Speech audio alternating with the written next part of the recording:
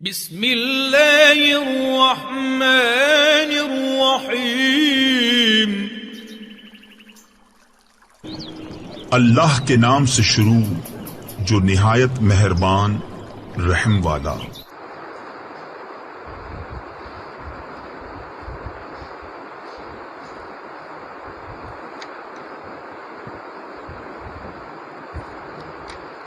اعوذ باللہ من الشیطان الرجیم، بسم اللہ الرحمن الرحیم۔ وَإِذْ قَالَ إِبْرَاهِيمُ رَبِّ اجْعَلْ هَذَا بَلَدًا آمِنًا وَارْزُقْ أَهْلَهُ مِنَ الثَّمَرَاتِ مَنْ آمَنَ مِنْهُمْ بِاللَّهِ وَالْيَوْمِ الْآخِرِ قال ومن كفر فأمتعه قليلا ثم أضطره إلى عذاب النار وبئس المصير۔ وإذ قال إبراہیم، اور جب حضرت ابراہیم علیہ السلام نے دعا کی، رب اجعل ھذا بلدا آمنا، اے پروردگار اس شہر کو بنا دیجئے امن والا، وارزق اہلہ من الثمرات، اور اس کے رہنے والوں کو روزی عطا فرما پھلوں میں سے، من آمن منہم باللہ، وہ جو ایمان لائے اللہ پر، والیوم الآخر، اور آخرت کے دن پر۔ قال، اللہ تعالیٰ نے فرمایا، ومن کفر، اور جس نے کفر کیا، فأمتعہ قلیلا، میں اس کو فائدہ دوں گا بہت تھوڑا سا، ثم اضطرہ الی عذاب النار، پھر میں اس کو مجبور کروں گا جہنم کی آگ کے عذاب کی طرف۔ اللہ ہم سب کو محفوظ فرمائے۔ وبئس المصیر، اور وہ بہت بری جگہ ہے لوٹنے کی۔ وَإِذْ قَالَ إِبْرَاهِيمُ رَبِّ اجْعَلْ هَذَا بَلَدًا آمِنًا، سورہ بقرہ کی آیت نمبر 126 ہے۔ پچھلی آیت میں اللہ تبارک و تعالیٰ نے بیت اللہ شریف کی شان بیان فرمائی، وَإِذْ جَعَلْنَا الْبَيْتَ مَثَابَةً لِلنَّاسِ وَأَمْنًا، بیت اللہ شریف کو ہم نے لوگوں کے لیے رجوع اور امن کی جگہ بنایا، اور وہاں مقام ابراہیم ہے، اس کے بارے میں حکم فرمایا کہ جب بھی تم طواف کرو تو وہاں دوگانے طواف بھی ادا کرو۔ وَعَهِدْنَا إِلَىٰ إِبْرَاهِيمَ وَإِسْمَاعِيلَ، ہم نے حکم بھیجا سیدنا ابراہیم سیدنا اسماعیل علیہ السلام دونوں کی طرف، کیا؟ ان طہرا بیتیا، کہ میرے گھر کو پاک رکھیں۔ پاکی ظاہری بھی ہو اور باطنی بھی ہو۔ ظاہری صفائی یہ ہے وہاں کسی قسم کی کوئی گندگی نہیں ہونی چاہیے، غلاظت نہیں ہونی چاہیے، اور باطنی طور پر وہاں کفر، شرک، بدعات، اس طرح کی باتیں نہیں ہونی چاہیے۔ ان چیزوں سے پاک صاف ہونا چاہیے اللہ تعالیٰ کا گھر۔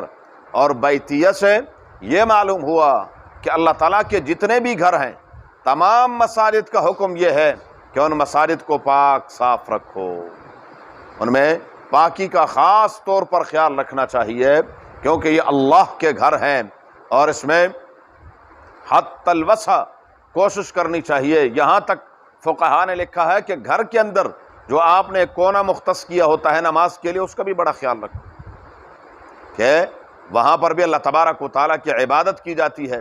تو فرمایا ان طہرا بیتی للطائفین، اور مولانا عبید اللہ سندھی رحمۃ اللہ علیہ فرماتے ہیں کہ یہاں پر باقاعدہ جو بدعات وغیرہ ہیں ان سے بھی کیا ہے، ملت کو بھی پاک صاف رکھنا چاہیے۔ ملت کے اندر جو مختلف قسم کے رسم اور رواج آ چکے ہیں، ان سے ملت کو پاک صاف رکھنا چاہیے۔ فرمایا ان طہرا بیتی للطائفین، طواف کرنے والوں کے لیے۔ طواف عظیم عبادت ہے۔ میں نے کل عرض کیا تھا کہ بیت اللہ شریف واحد ایسا بقعہ ہے، ایسی جگہ ہے کہ جہاں اللہ تبارک و تعالیٰ کی 120 رحمتیں ہر وقت نازل ہو رہی ہوتی ہیں۔ ان میں سے 60 رحمتیں صرف طواف کرنے والوں پر، 40 رحمتیں تلاوت کرنے والے نماز پڑھنے والوں کے لیے، اور 20 رحمتیں صرف دیکھنے والوں کے لیے۔ کچھ نہیں کر رہا، کوئی ذکر نہیں کر رہا، خاموش یوں ٹیک لگا کر صرف بیت اللہ شریف کا نظارہ کر رہا ہے۔ دیکھ رہا اللہ تعالیٰ ہم سب کو بار بار زیارت نصیب فرمائے۔ للطائفین والعاکفین، اعتکاف کرنے والے جو وہاں پر عبادت کے لیے آئے ہیں، اب اور اللہ تبارک و تعالیٰ کے گھر میں گویا کہ وہاں انہوں نے دھرنا دے کر بیٹھ گئے کہ پروردگار ہمارے گناہوں کو معاف فرما دے۔ لیکن اب ہمارے ہاں اعتکاف کیا ہے؟ الامان والحفیظ۔ ہاں اب کیا ہے؟ فیشن بن چکا ہے۔ جو سارا سال مسجد میں نہیں آتا، اعتکاف میں اس نے بیٹھنا ہوتا ہے۔ جو دوستوں سے ملاقاتیں گھر کے اندر نہیں ہو سکتی، وہ مسجد میں جا کر اعتکاف میں بیٹھتا ہے تاکہ ساری رات دوست آزادانہ طور پر آئیں، اور اس کو بڑی نیکی سمجھا جاتا ہے۔ اور اگر کوئی بات کرے ہمارا جیسا کوئی سر پھیرا تو کہتے ہیں جی یہ دیکھو خام خواہ یہ سختی کر رہے ہیں۔ اعتکاف اعتکاف اعتکاف کو مذاق نہ بنائیں۔ آج کل اعتکاف مذاق بن چکا ہے، شہر اعتکاف بس رہا ہے، شہر اعتکاف۔ اعتکاف میں تو کیا ہے؟ تنہائی ہے، تنہائی، بالکل علیحدگی، کہ انسان اللہ تبارک و تعالیٰ کے در پر پڑا ہوا ہے، کچھ پتہ نہیں ہے اس کو، سب کچھ کو چھوڑ چھاڑ کر یہاں پر کیا ہے۔ بہرحال اللہ تعالیٰ ہمارے حال پر رحم فرمائے۔ مساجد کی جو صورتحال سامنے آتی ہے وہ انتہائی دگرگوں ہے اور ناقابل بیان حالات سامنے آتے ہیں۔ اعتکاف تو بڑوں کا کام ہے، بزرگوں کا کام ہے، سمجھدار لوگوں کا کام ہے، میچور لوگوں کا کام ہے۔ یہ 14-15 سال کی عمر کے بچے ہیں اور وہ کیا ہے جی، ان کا اعتکاف صحیح معنوں میں شروع ہوتا ہے رات کو 11 بجے کے بعد، جب مسجد میں تراویح وغیرہ سب کچھ پڑھ کے لوگ چلے جاتے ہیں۔ بس اب کیا ہے ان کا اعتکاف، اور یہ دوست آ رہے ہیں، کھابے چل رہے ہیں، اور پھر آج کل موبائل کا دور ہے، پھر بیٹھ کر موبائل اور پتہ نہیں کیا کیا کچھ، اور یہ ایک نہیں، یہ اعتکاف نہیں ہے۔ اعتکاف کا مقصد یہ نہیں ہے۔ بہرحال فرماؤ والعاکفین، اعتکاف کرنے والے، والرکع السجود، اور رکوع اور سجود کرنے والوں کے لیے، نمازیں پڑھنے والوں کے لیے میرے گھر کو پاک صاف رکھیں۔ یہ اللہ کا گھر ہے اور اللہ تبارک و تعالیٰ کے گھر کی صفائی ضروری۔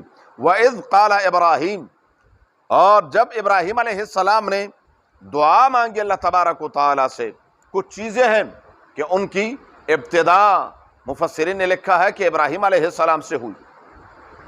مثال کے طور پر پہلے انسان جن کا ختنہ ہوا وہ ابراہیم علیہ السلام ہے۔ ابراہیم علیہ السلام پہلے انسان جنہوں نے معانقہ کیا۔ ایک تو مصافحہ ہے، ہاتھ ملانا، اور ایک معانقہ ہے۔ یہ معانقہ یہ حضرت ابراہیم علیہ السلام نے سب سے پہلے ابراہیم علیہ السلام نے معانقہ فرمایا، اور اس کے بعد سے یہ سلسلہ، یہ ان کی سنت ہے۔ اسی طریقے سے ابراہیم علیہ السلام پہلے انسان ہیں جنہوں نے ممبر پر کھڑے ہو کر خطبہ دیا، ممبر پر۔ اور جو مہمان نوازی ہے تو وہ صاحب مقامات کہتے ہیں وہ حرمت الشیخ الذی سن القرا واسس المحجوج فی ام القرى، ایسی مہمان نوازی کہ مہمان کے بغیر کھانا بھی نہیں کھانا۔ تو یہ جو نان شیر مال ہے یہ بھی ابراہیم علیہ السلام اپنے مہمانوں کے لیے تیار فرمایا کرتے تھے۔ بہرحال یہ ان کی خصوصیات ہیں سیدنا ابراہیم علی نبینا علیہ الصلوۃ والسلام کی۔ وَإِذْ قَالَ إِبْرَاهِيمُ رَبِّ اجْعَلْ هَٰذَا، ابراہیم علیہ السلام نے مسجد حرام اور خصوصاً مکہ مکرمہ کے لیے دعا فرمائی، رب اجعل هذا بلدا آمنا، اس شہر کو امن والا بنا دے۔ اور یہ میں نے کل عرض کیا تھا کہ وہاں پر کوئی کسی سے تعرض، جاہلیت کے دور میں بھی یہی تھا کہ اگر کسی کے سامنے اس کا باپ کا قاتل بھی آ جاتا تھا لیکن جب حرم میں ہے وہ اسے تعرض نہیں کرتے تھے۔ رسول اللہ مبارک فرماتے ہیں کہ فتح مکہ کے موقع پر صرف میرے لیے تھوڑی دیر کے لیے اللہ تعالیٰ نے حلال قرار دیا اور اس کے بعد قیامت تک کے لیے حرام ہے۔ حجاج بن یوسف یا قرامطہ وغیرہ نے جو زیادتیاں کی ہیں، اللہ تبارک و تعالیٰ نے ان کو باقاعدہ عبرت کا نشانہ بنا دیا اور عبرت کا سامان بنا دیا جو انہوں نے ظلم کیا تھا، ورنہ تو تاریخ میں شاذ و نادر کہیں کہیں ایسا ہے، ورنہ جب سے اللہ تبارک و تعالیٰ نے اس جگہ حرم کو بنایا ہے وہاں پر امن ہی امن ہے۔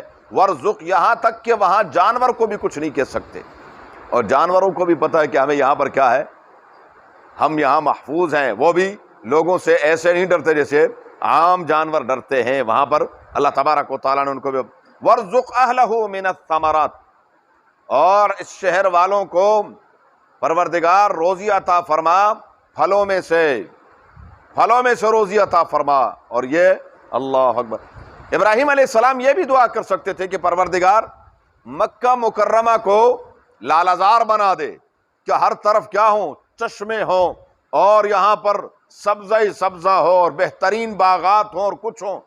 وہ تو ایسی چٹیل اور ایسی پتھریلی زمین ہے کہ انسان حیران ہو جاتا ہے، لیکن پروردگار نے اسباب کی دنیا میں قریب ہی طائف جیسا شہر آباد فرما دیا۔